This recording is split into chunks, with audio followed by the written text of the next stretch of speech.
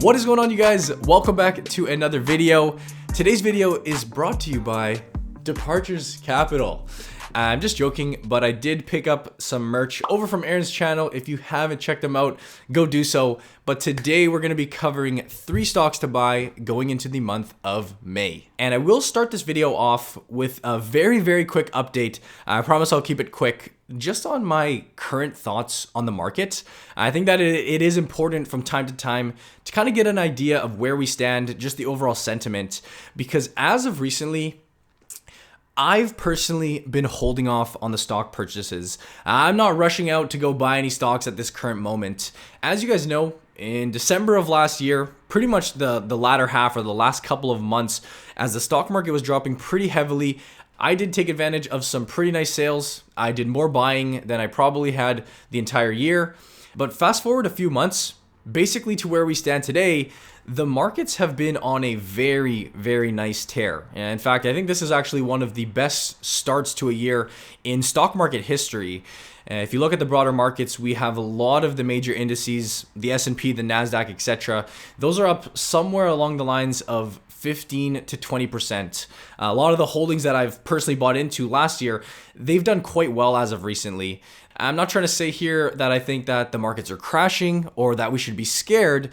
I'm just saying that we should be cautious because the growth that we have seen to start 2019, I think it's fair to expect that this type of growth is not going to continue throughout the remainder of 2019.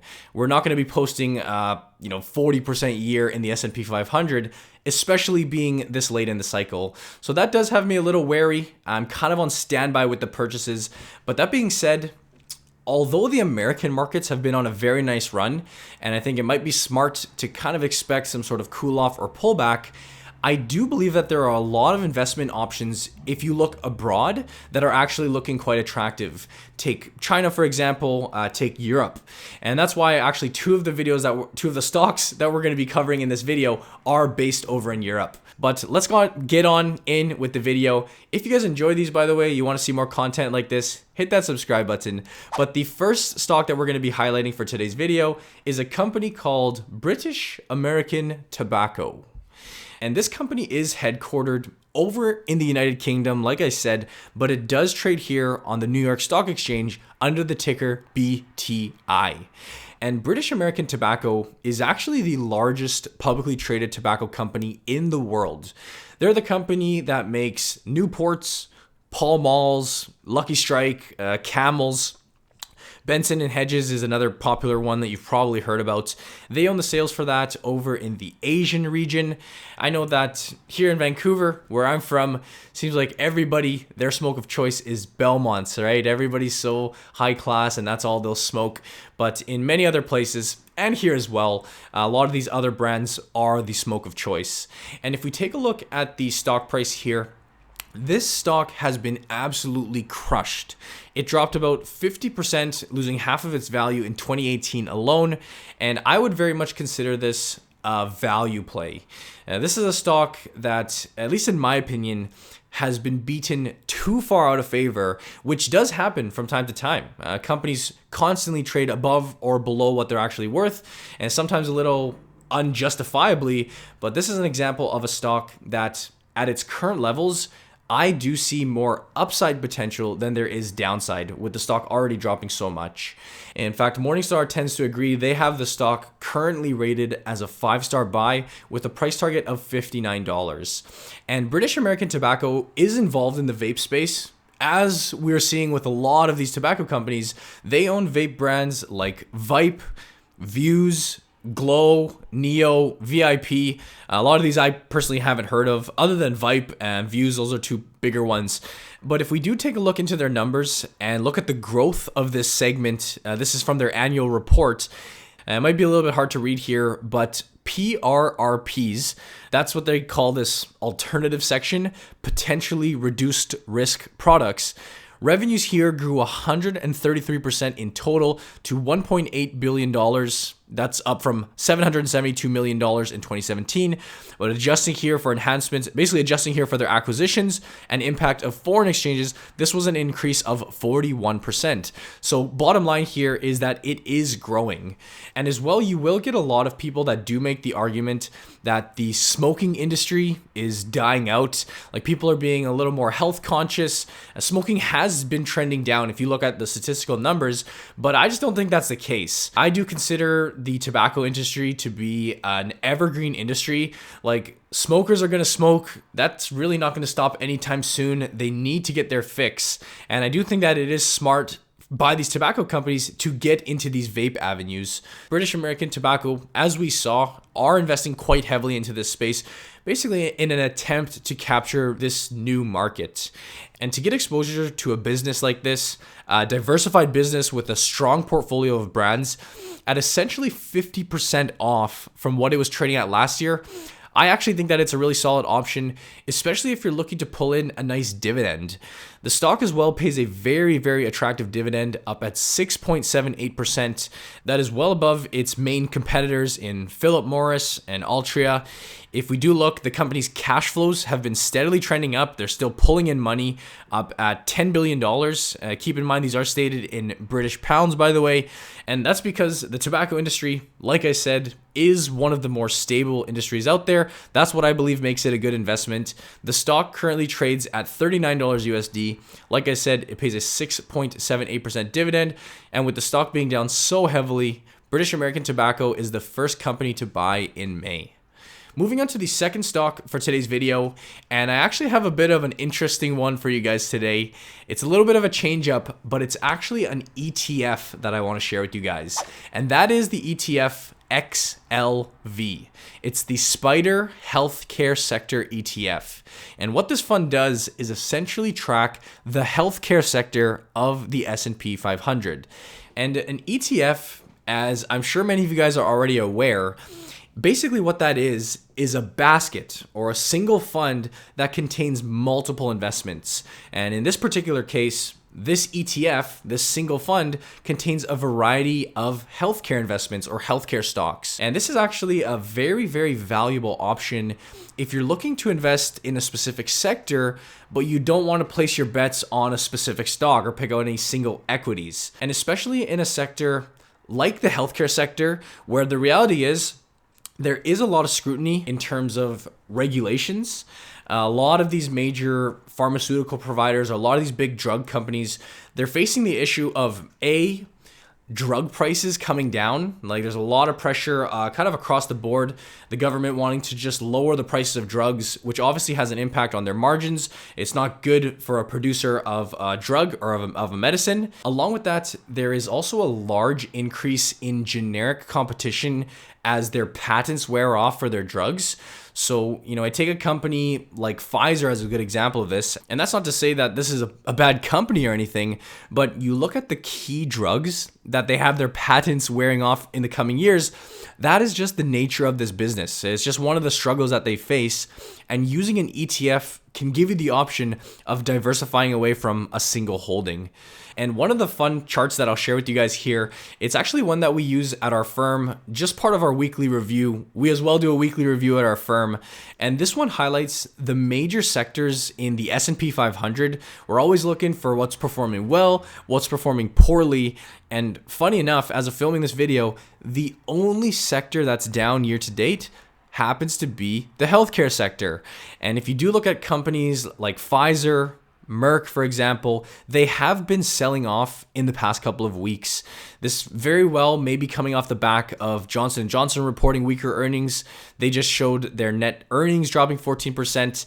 And although we may be entering into a rough patch with the healthcare sector, I really try my best not to think short-sighted like that and to really think of it much more in a long-term perspective. And at the end of the day, this is a sector that is not going away. Unfortunately, people do get sick and people are going to need their medicine.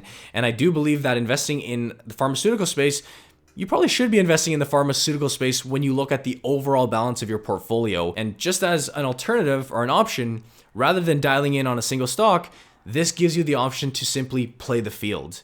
This ETF contains As of its top 10 holdings, you're looking at names like Johnson & Johnson, United Health, Pfizer, Merck, Abbott Labs, just the big name providers. You get to invest in all of these. This ETF has an expense ratio of 0.13%. So that's the annual fee that you're going to have to pay for investing in this ETF. Very cheap, very reasonable.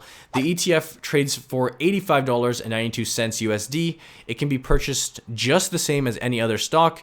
It pays a distribution, kind of like a dividend here on a fund of 1.59%.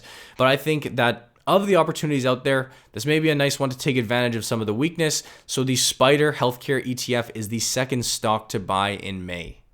Moving on to the third and final stock for this video, and this is one that has been getting a lot of coverage as of recently, guys. It is the company Nokia, ticker NOK. And I will just start this segment off by saying this investment is one that I'm not as comfortable with. If you look at the first two investments that we just covered, those are two that I'm much more confident in.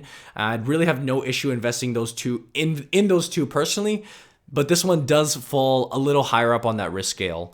But as we can see right off the bat, the company is headquartered over in Finland. So again, another European-based stock, but their business does expand worldwide with 33% of sales derived in North America, about 20% in the Asia Pacific region, and then as well 21% exposure over to Europe. Taking a look at the share price does tell us a pretty interesting story. It's not really a pretty one to look at. And if we do recall back to a number of years ago, like back in the day, Nokia was really the go-to provider in terms of cell phones. For many years, they outpaced companies like Apple and Samsung. Now, clearly today, they're a much different company. I don't even know if any of you guys are going to be able to find too many Nokia phones around. They're much more involved in the service side of things, the mobile networks and infrastructure aspects of the telecommunication space. And it really does remind me very much of the company BlackBerry. And this is a stock that at one point was the talk of the town. Who here remembers BBM? I'm sure a lot of the younger viewers will. However, BlackBerry fell severely out of favor as times changed. And although the company is trading like nowhere near these previous highs, at these levels down here, that doesn't mean that there isn't a nice investing opportunity out there. In fact, if you actually bought at these lows, you're looking at a gain so far of about 70 to 80%. And I do think that we could see a very similar situation with the company Nokia, especially as the talks of 5G grow larger and larger. And 5G is, of course, the newest upcoming network, the next evolution, basically, of 4G. It's pretty much going to be ground changing, actually, in terms of the power that it provides, with speeds up to 100 gigabytes per second.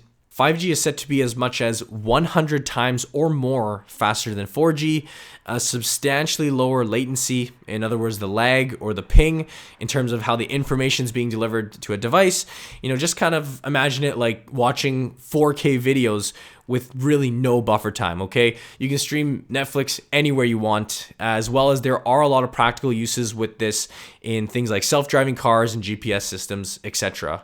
It's definitely a major movement in the works, and Nokia really should, or at least they're targeting to be right nestled into the center of that, and they really should more or less benefit from the overall growth of the 5G space.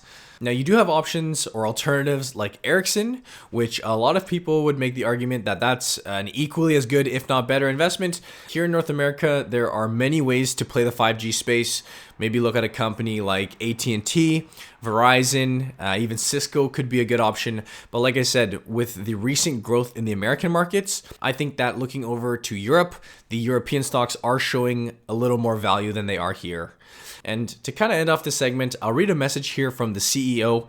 This should be taken lightly whenever management is talking about their own company. But looking forward, I expect Nokia's performance to strengthen for the full year 2019 versus 2018. And our view for a fast and meaningful shift to 5G remains unchanged. Given that the 5G rollouts will be staggered over the course of the year, we expect 2019 to have a soft first half, followed by a much more robust second half. So based on the company's projections, the latter half of the year should be better in terms of their performance. Morningstar does have them rated with an $8 price target, which is a pretty nice bump up from where it trades today. But what is a really nice bonus with this stock as well is that you will be pulling in a 3.83% dividend along the way, which is quite nice to pull in from a stock like this. But we'll end the quick summary for the stock there. I'm not personally going to be buying into this stock. I typically try to avoid trends and fads. Well, I'm not saying 5G is a fad, but I typically try to avoid hot topics or hot trends, I should say, like 5G. But if you're someone that's looking to ride out that wave, this could be a very nice option to look into. The stock currently trades for $5.81. It pays a 3.84% dividend, and Nokia is the third stock to buy in May. So guys, those are my 3 stocks for the video. I tried to keep this video a little bit shorter than last month's 3 stocks to buy. Let me know what you guys prefer, the longer, more detailed versions, or more or less kind of like an overview or just like a little summary on the 3 stocks. I can easily do both. Congratulations as well to the winner of last month's giveaway, THAC Attack. If you're interested in partaking in next month's giveaway, instructions will be down in the comment section below.